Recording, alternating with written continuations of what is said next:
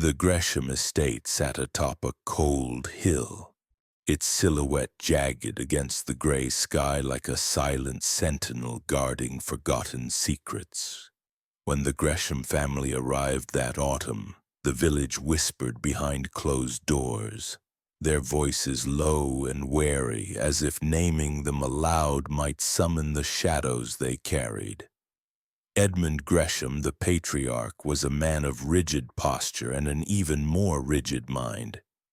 His face was ordinary, almost bland, framed by thinning hair and a pair of cold eyes that seemed to look beyond the living world, as though they were already fixed on something else, something unseen. The estate itself was vast but strangely sterile, as if every corner had been scrubbed clean of warmth and laughter, replaced instead by an unsettling quiet that clung to the walls like a living thing.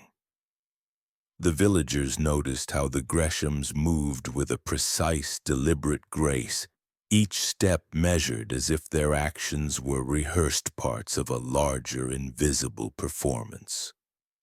Rumors twisted through the town, talk of rituals conducted behind heavy oak doors and of a strange obsession with the number 13. Whispered warnings passed between neighbors who dared not venture near.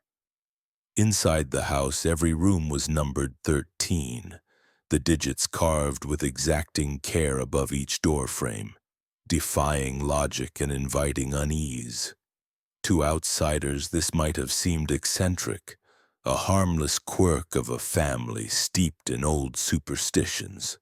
But beneath this veneer of normalcy lay a chilling ritualistic order, a dark system of control that bound the family together in silence and secrecy.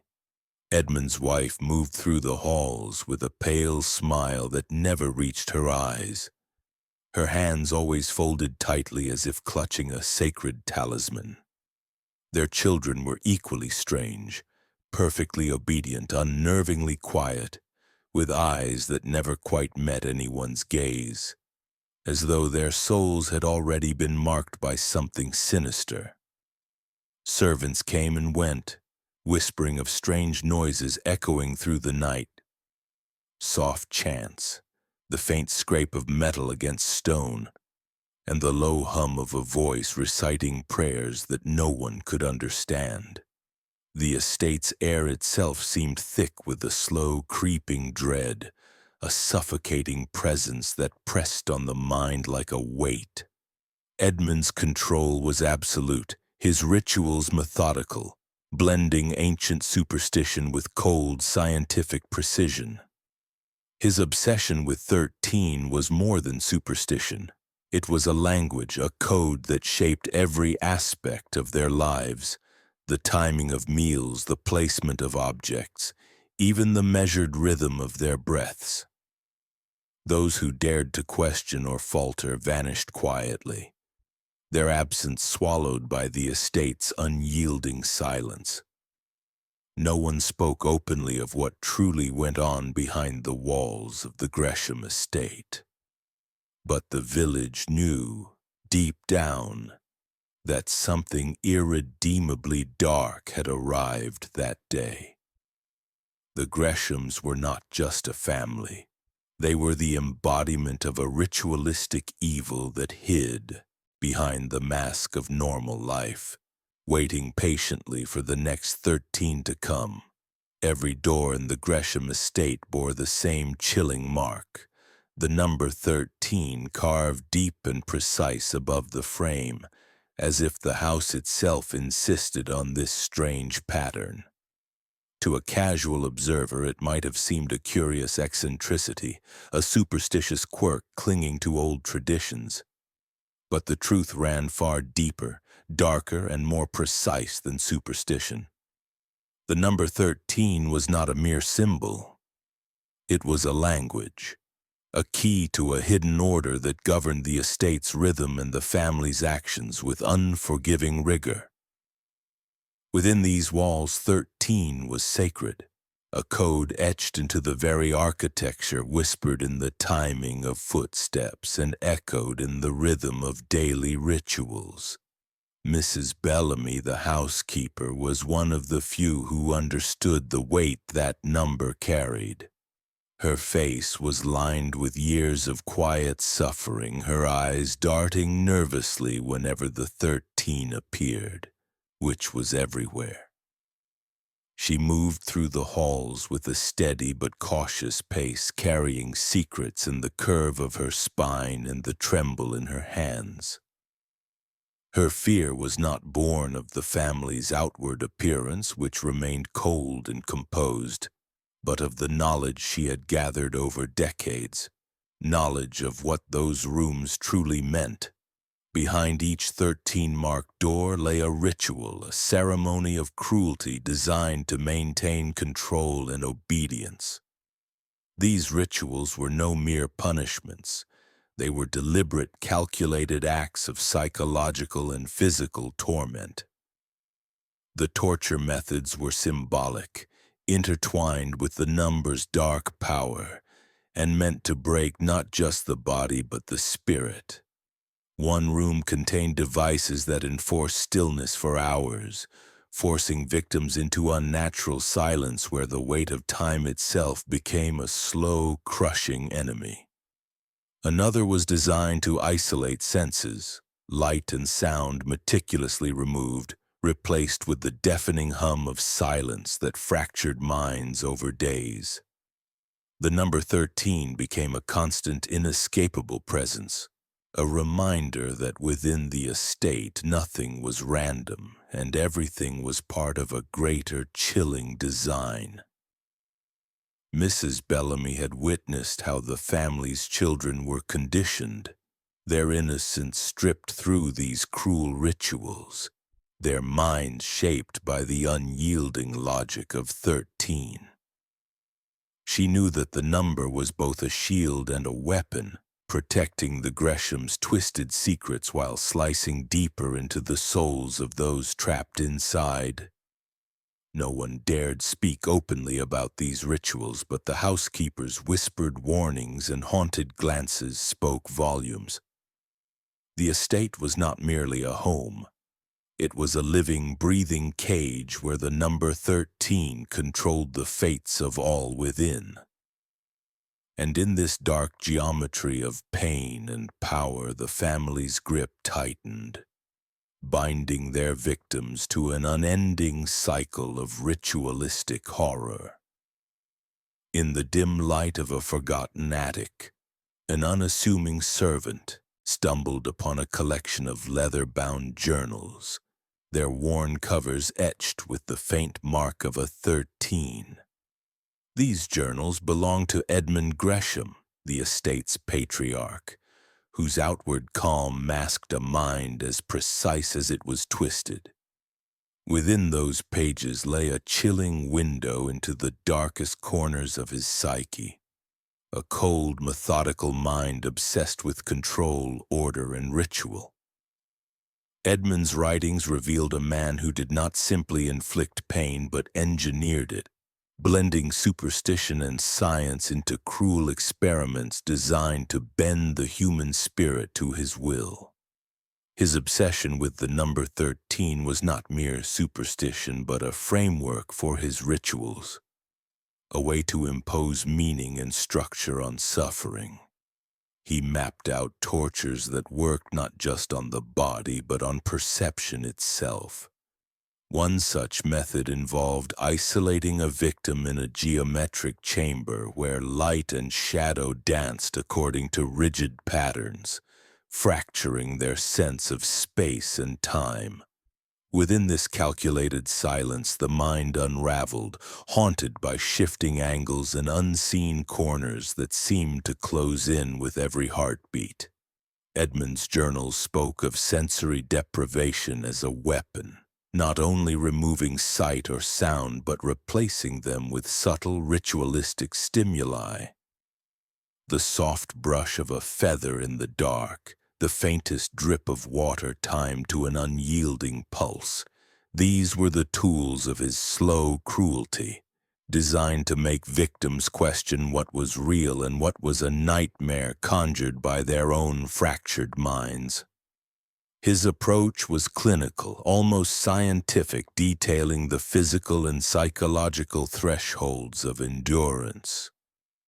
Yet beneath this cold precision was an obsession with the spiritual, the belief that through measured suffering a deeper truth could be reached, that pain was a language spoken in 13 parts, each a key to unlocking hidden powers or unraveling hidden sins.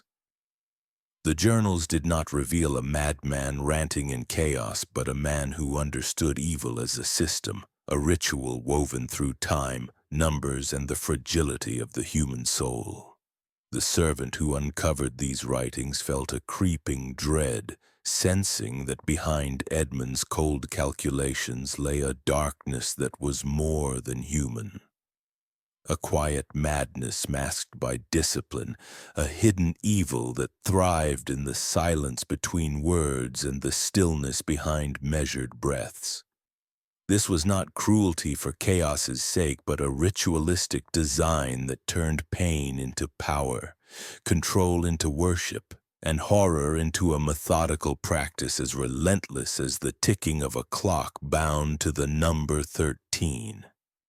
The day Thomas Gresham vanished was marked by an unsettling quiet that settled over the estate like a thick fog, swallowing the usual sounds of footsteps and murmured conversations. Thomas, the youngest son, was a boy of peculiar habits, quiet, watchful, with eyes that flickered with an unsettling calm far beyond his years. To the servants he was at once innocent and somehow apart, as if he belonged, more to the shadows than the light. When he disappeared, no door was found ajar, no window broken, and no trace left behind except the faintest scent of burning sage that lingered in the air, a scent unfamiliar to the housekeepers and yet hauntingly persistent. Rumors spread swiftly but cautiously, carried in hushed whispers between the trembling servants, each fearful of drawing the family's wrath or invoking the dark forces they believed lurked behind the estate's walls. Some spoke of ritual sacrifice, an offering demanded by the mysterious rites that seemed to govern the Greshams' lives, while others believed Thomas had been swallowed whole by the very architecture of the house, trapped in some cruel space between reality and nightmare. The family's demeanor cracked beneath the surface of their practiced calm. Edmund's cold, measured control grew sharper, more rigid, as if the disappearance was a necessary, calculated step in some hidden design. His wife, pale and withdrawn, muttered prayers to gods long forgotten, while the older children moved with tense silence, their eyes darting nervously toward the 13 marked doors as if expecting Thomas to emerge from them at any moment. The servants, too terrified to speak openly, began to notice subtle changes, doors left unlocked that should have been sealed, soft sounds echoing through empty corridors, and the faint trace of whispered chants that seemed to seep from the estate's very stones. These were not the frantic signs of a family grieving a lost child, but the quiet rituals of one who believed that Thomas's disappearance was part of a greater, darker experiment. The estate itself seemed to pulse with this unseen cruelty, an ancient rhythm dictated by 13 and bound by a will that refused to be questioned. Behind the facade of normalcy, Edmund's mind worked like a precise machine, turning the disappearance into a ritual of control, testing the boundaries of pain, loss, and madness not just on himself or his family, but on the very soul of the estate. The boy's absence was no accident, but a calculated act, a deliberate void meant to unsettle, to remind all who lived there that nothing escaped the reach of the ritual. In this void, the whispers grew louder, the fear deeper, and the estate's shadow stretched long. A reminder that in the world Edmund had created, even a child could vanish without a trace, swallowed by the dark geometry of his cruel mind, forever lost behind the walls where every room was numbered 13. The garden that stretched around the Gresham Estate was no ordinary collection of plants, but a labyrinth of thorned vines and twisted branches that seemed to writhe beneath the heavy sky, as if alive with a dark, unnatural pulse. The thorns were stained a deep, unsettling red that looked almost like fresh blood, glistening faintly in the pale light, and the air itself hung heavy with the faintest metallic scent that teased the senses with unease. This garden was a silent prisoner, a living trap designed not only to confine but also to torment. Miriam the gardener moved through this tangled maze with a practiced, cautious grace that spoke of years spent navigating its perils. Her face was worn, but her eyes held a sharpness that belied her quiet demeanor. Eyes that had seen more than they dared admit. She tended the plants with reverence and fear, knowing each vine, each leaf, was part of a sinister design far beyond simple horticulture. The garden was Edmund Gresham's twisted laboratory, where botanical toxins and sound waves merged in cruel harmony to break the will of those forced within its bounds. Victims trapped here found their senses assaulted in ways that blurred the line between reality and nightmare. The thorns exuded a subtle poison that seeped into the skin, dulling pain but sharpening hallucinations, while faint, barely perceptible vibrations pulsed through the air, a low-frequency hum that preyed on the mind's deepest fears. The slow drip of water on leaves was timed to an erratic beat, disorienting those who tried to find a way out, each sound and sensation a deliberate thread woven into a tapestry of psychological torture. Miriam's silence concealed her knowledge of these rituals. She was both witness and unwilling participant, trapped by loyalty, fear, and perhaps a grim acceptance of the estate's dark truths. In the garden of whispering thorns, nature itself became a weapon, and the boundaries between science and superstition blurred. The plants whispered secrets in a language of pain and control, their sharp edges cutting not just flesh but sanity. Those who entered the garden were swallowed by its oppressive silence and relentless torment, their minds unraveling beneath the subtle, poisonous symphony that echoed through the twisted branches. The estate's shadow stretched deeper here, where life was both nurtured and weaponized, and the garden bore silent witness to the slow ritualistic decay of all who dared trespass into its haunted heart.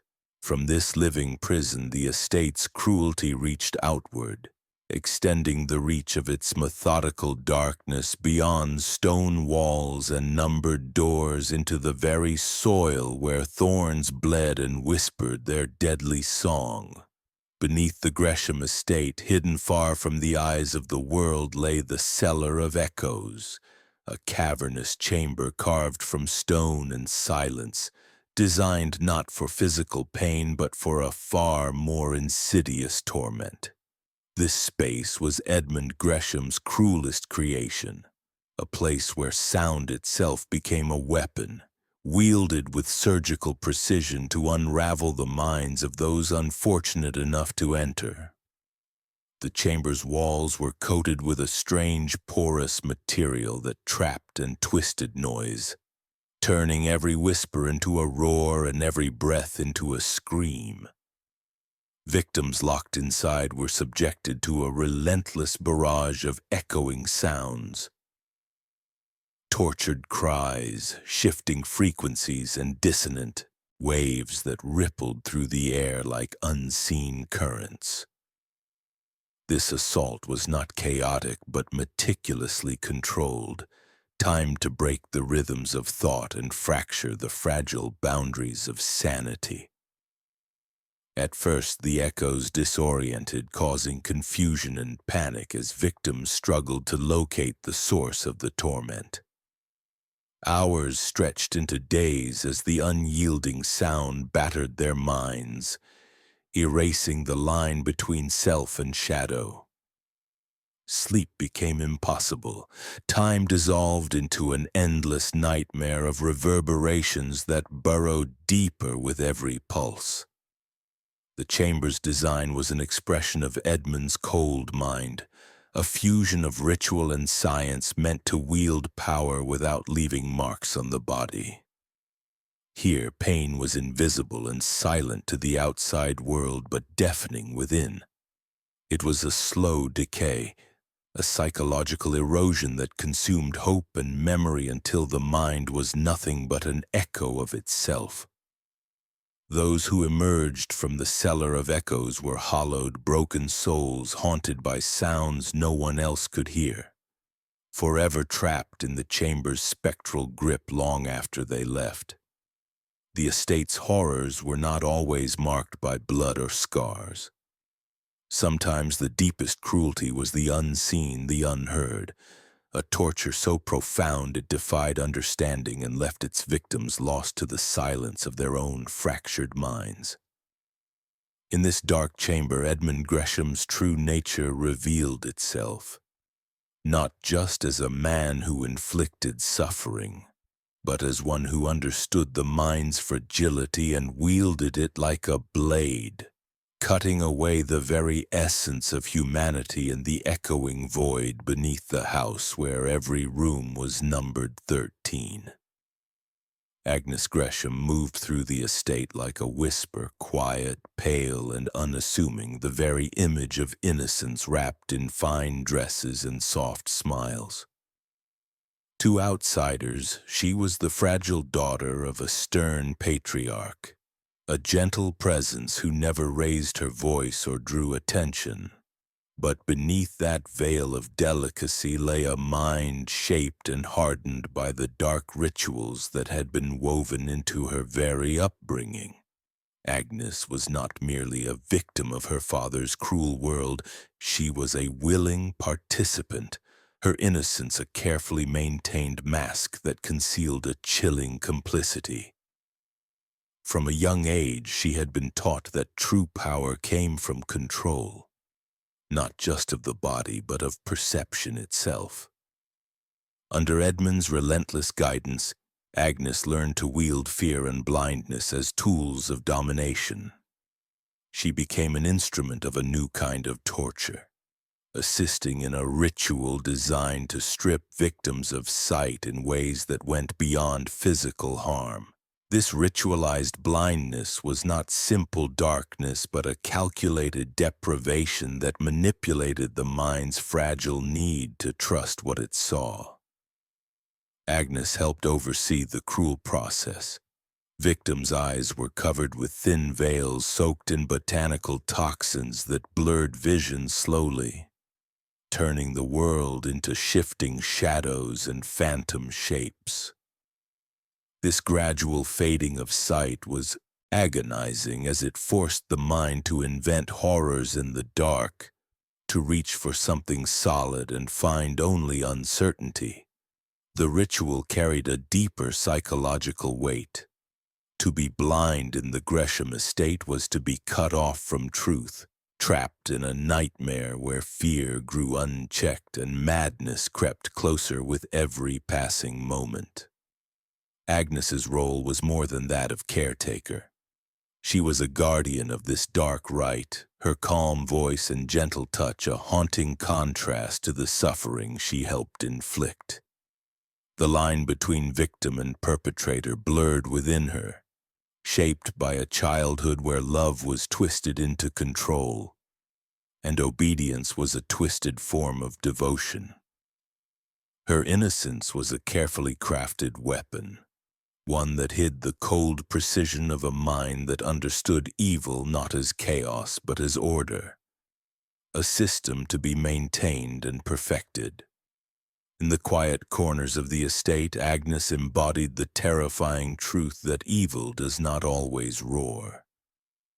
Sometimes it whispers softly behind a gentle smile, carrying the weight of generations bound by silence, fear, and ritual. Her presence was a reminder that darkness could hide in plain sight, cloaked in innocence but carrying within it the power to blind and break all who crossed the threshold of the house where every room was numbered 13. At the stroke of midnight, the estate's halls came alive with an eerie melody, a haunting choir whose voices twisted through the darkness like cold fingers brushing skin. The music was no mere song, but a carefully crafted ritual, a tool wielded by Edmund Gresham to bend wills and shatter minds. The family's musicians were trapped within this sinister symphony, their voices subdued instruments in a macabre orchestra of control and submission. Each note carried a purpose, a frequency tuned to unsettle the soul and dissolve resistance. The melodies were woven from ancient chants and dissonant harmonies, layered with rhythms that slowed the heartbeat and tightened the breath. As the voices rose and fell in spectral waves, those who listened found themselves slipping into paralysis, trapped in a state where mind and body no longer aligned. Madness seeped in on the wings of sound, infecting thoughts with visions both terrifying and unknowable. The choir's song became a language of power, one that spoke directly to the deepest fears and desires, bypassing reason to reach the raw core of human vulnerability. This was a ritual that transcended physical pain. It was an assault on the very essence of free will, a slow unraveling that left its victims hollowed and obedient. The musicians themselves were prisoners of the rite, their wills subdued by fear and complicit necessity, their voices the instruments of their own and others' torment. The estate echoed with their spectral chants, a chilling reminder that within these walls, sound could bind as tightly as chains, and music could become a weapon more deadly than steel. In this midnight chorus, Edmund's grasp extended beyond flesh and bone into the fragile architecture of the mind, proving that the darkest cruelty often comes cloaked in silence and song, where submission is coaxed by melody and madness walks hand in hand with harmony. The choir's final notes faded into the stillness, leaving behind a heavy silence that pressed on the soul, a silence that promised the music would return again, and with it the unbearable weight of the estate's ritualistic control, where every room was numbered 13. The mirror room at the heart of the Gresham Estate was unlike any other chamber, a gleaming labyrinth of glass that trapped victims inside a fractured reality where reflections betrayed and tormented in equal measure. Edmund's obsession with perception and the self found its cruelest expression here, in a space where mirrors multiplied endlessly, bending light and shadow into sinister illusions that preyed on the mind's desperate need for certainty. When a victim was locked inside, the first sensation was disorientation, as countless versions of themselves stared back with hollow eyes, each reflection subtly warped, twisted into grotesque parodies of the familiar. The mirrors did more than distort images. They became instruments of psychological warfare, their angles and curves crafted to induce nausea, vertigo, and an unbearable sense of claustrophobia. Victims would reach out only to grasp empty air, their hands passing through illusions that teased and taunted with the promise of escape that never came. The room played with the fragile boundaries between self and other, forcing the mind to question what was real and what was mere reflection. This distortion bred a creeping madness as individuals lost the ability to trust their senses, their identities dissolving into the endless maze of glass. But the horror did not end with perception. The optical illusions carried a physical cruelty. Subtle shifts in light and angle triggered sensations of crushing pressure, sharp pains, and searing heat without a visible source. The mirrors seemed to bend not just reality but the body itself, delivering punishment through illusions so precise that the brain interpreted them as real, inflicting trauma without a single wound. Edmund's journals described this as the ultimate experiment, a fusion of art and science where the body and mind were both weaponized. He believed that by stripping away certainty and tearing apart identity, he could break even the strongest wills, forging submission through the slow, torturous unmaking of self. The victims' screams echoed endlessly between the glass walls, their reflections mocking their torment, trapped in a chamber that was as much a prison of the mind as it was of the body. The mirror room was a dark testament to Edmund's vision, a place where the innocent desire to know oneself became a cruel trap, where madness was born not from brute force but from the silent, relentless twisting of perception. This chamber of fractured truths, the line between reality and nightmare vanished, and the estate's horrors reached a new, terrifying height, forever marked by the cold, merciless gleam of the mirrors where every reflection was numbered 13. In the shadowed depths of the Gresham Estate, the servants, silent witnesses to unspeakable horrors, reached a breaking point where fear twisted into desperate resolve. For years they had moved like ghosts through the halls, carrying burdens of whispered secrets and hidden terror, their lives bound by the estate's cold rituals and the patriarch's unyielding grip. But as the weight of suffering grew heavier, a fragile ember of rebellion sparked among them, fueled by a shared yearning for freedom from the invisible chains of the house where every room was numbered 13. The servants whispered cautiously, crafting plans in stolen moments beneath the heavy silence, their voices tremulous with hope and dread. Yet they were painfully aware that the estate was not merely a house, but a labyrinth of ritualistic control, where every act of defiance was anticipated, every step trapped within layers of calculated cruelty. Their knowledge of Edmund's twisted system was a double-edged sword. It gave them insight, but also bound them in a web of symbolic punishments designed to crush resistance before it could take root. As the revolt unfolded, it was met not with simple violence, but with a cold, methodical response that turned their courage into a tragedy writ in shadows. The estate's traps were psychological as much as physical. Corridors shifted like the mind's own maze. Sounds echoed to disorientation, and the ever-present number 13 marked spaces where punishment was both ritual and spectacle. Servants found themselves caught in cycles of torment where acts of rebellion were met with punishments that blurred the line between justice and ritual sacrifice.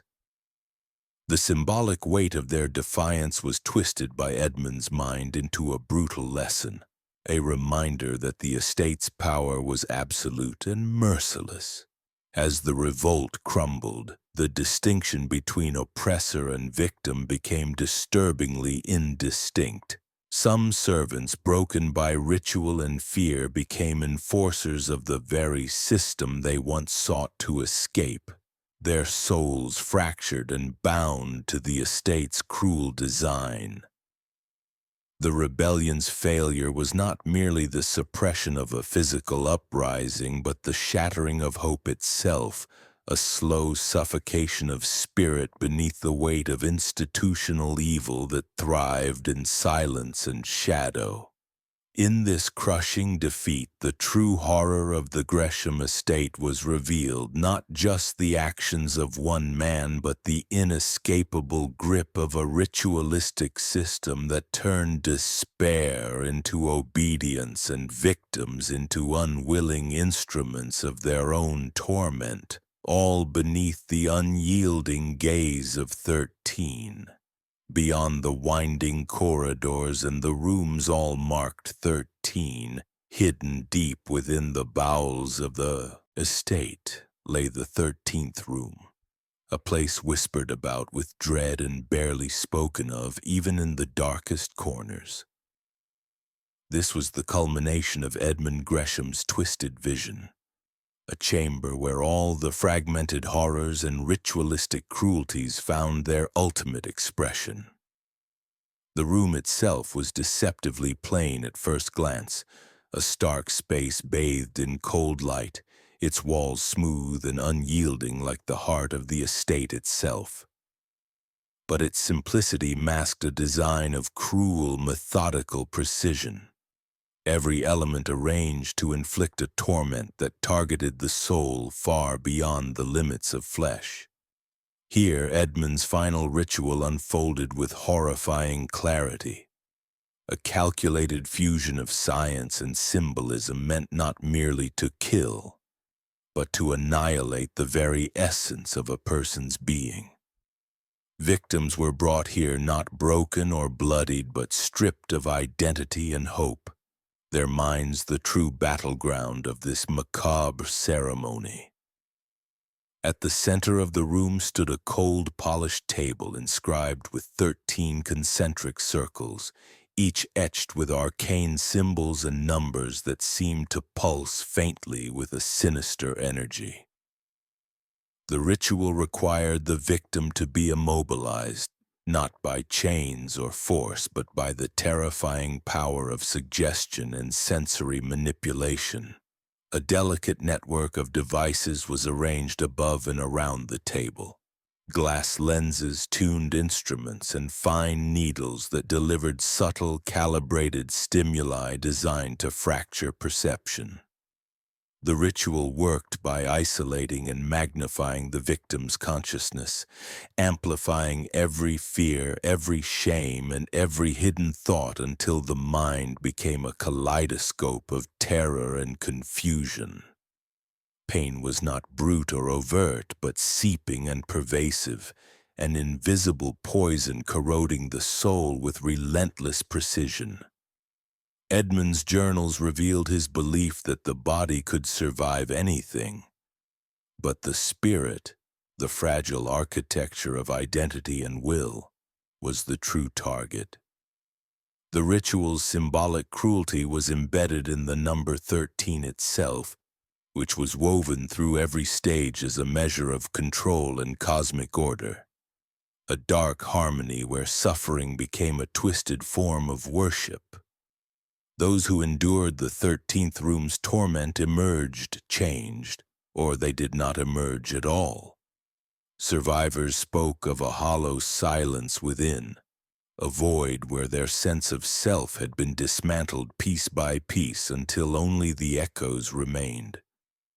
The room was not merely a site of death, but a place of unmaking, where the invisible threads that bind mind and soul were severed with a precision so cruel it defied comprehension. As the final curtain on Edmund Gresham's legacy, the 13th room stood as a chilling monument to a mind that hid its horror behind discipline and ritual.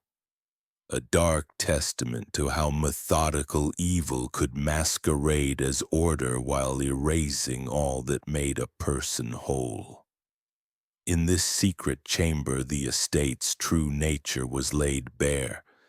Not a home, but a machine for breaking the human spirit, where every ritual, every number, and every shadow conspired to swallow hope, leaving only the cold weight of 13. Decades after the Gresham Estate fell silent, the world finally turned its wary gaze toward its shadowed walls, peeling back layers of time and secrecy that had long hidden horrors too terrible to name. The once proud estate lay in ruins, its grandeur faded into decay, yet the darkness that had once thrived within still clung to the air like a choking fog, stubborn and unyielding. When investigators first crossed the threshold, they found not only a physical wreckage, but also the haunting remnants of ritual and cruelty etched into every corner. Rooms numbered 13, symbols scorched into wood and stone, and forgotten journals that whispered of a methodical evil so profound it defied comprehension. Survivors few and broken emerged from the shadows of memory, bearing scars deeper than any wound. Psychological fractures carved by years spent trapped in a nightmare of silence and fear. Their testimonies were fragile, halting fragments of a lived horror that struggled to find voice in a world eager to forget. They spoke of ritual tortures hidden behind innocent facades, of the estate's ability to twist reality and bind minds with unseen chains. The psychological torment inflicted by Edmund Gresham's design had left them prisoners long after their physical escape, haunted by echoes of screams, shadows of the 13th room, and the whispering thorns of the garden. Society recoiled at the revelations, grappling with the terrifying truth that evil could lurk in plain sight, cloaked in normalcy and ritual, hidden behind the guise of family tradition and order. The investigation uncovered not only the legacy of pain, but also unsettling questions that refused to be answered. How such cruelty could go unnoticed for so long, and how a mind so methodical and cold could manipulate fear and obedience to build a machine of suffering. The estate's silence, once a shield for its dark secrets, had become a loud indictment of human blindness and denial. As the ruins were sifted through and the stories pieced together, the chilling presence of the Gresham Estate lingered like a shadow on the soul of a society forced to confront the depths of hidden evil. It was a legacy not just of death but of silence, a reminder that evil, when wrapped in normalcy and ritual, can thrive unseen, waiting patiently to be uncovered, to haunt the living, and to challenge the fragile boundaries between innocence and darkness. In this uncovering, the world was left with a question that echoed long after the estate's final secrets were laid bare. How many other shadows, hidden behind doors numbered 13, still waited silently in the dark? The story of the Gresham Estate is not merely a tale of one family's darkness, but a haunting reflection on how evil often thrives in the quiet spaces between normal life and silence. Edmund Gresham's cruelty was not a sudden eruption of madness, but a slow, deliberate cultivation of terror beneath a facade of order and tradition.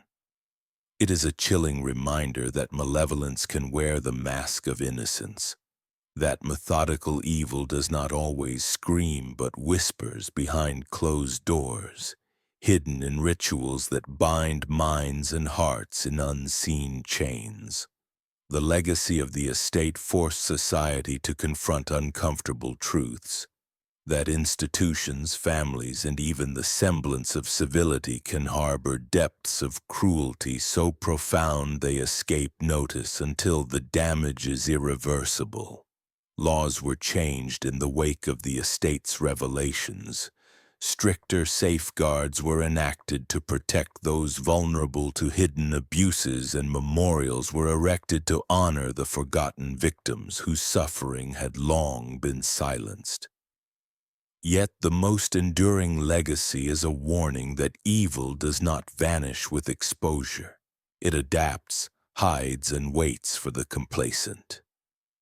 The shadows of the Gresham Estate linger in the silent corners of communities, and the unnoticed cruelty masked by routine and respectability. It calls upon each of us to remain vigilant, to question what lies beneath polite appearances, and to listen carefully to the quiet cries that may otherwise be lost. This story is not just about a house numbered 13 or a family bound by ritual. It is about the human capacity to overlook darkness when it hides behind normalcy. As the echoes of the estate fade into history, they leave us with a haunting question. What other silent evils persist in the world today, waiting patiently behind faces we trust and places we call home? What will you do when you hear the whisper of 13?